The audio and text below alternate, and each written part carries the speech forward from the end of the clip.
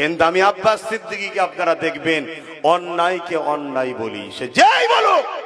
আমার দেশের প্রধানমন্ত্রীও যদি ভুল কথা বলে তার বিরুদ্ধেও কথা হবে, ঠিক না বেঠে? সে প্রধানমন্ত্রী তো কি হয়েছে, সম্মান নিতে গেলে সম্মান দিতে হয়, সম্মান দিতে গেলে সম্মান নিতে হয়। আপনি প্রধানমন্ত্রী, আপনার চেয়ারের সম্মান আছে, সম্মান দেবো, কিন্তু আপনাকে সম্মান নিতে গেলে সম্মান দিতে হয়। আপনি আমার রাজ্যের সিএম, আপনার চেয়ারের দাম আছে, সম্মান দেবো, কিন্তু আপনাকে সম্মান দিতে গেলে সম্মান দিতে হবে।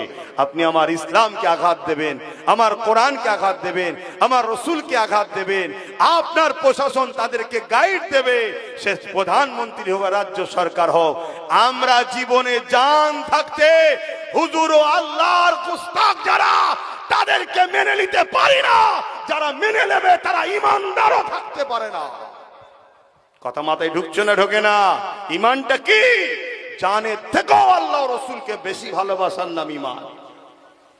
তো যাক, আমি কথা সংক্ষেপ করবো, একটু দোয়া করবো। সকলে বসুন।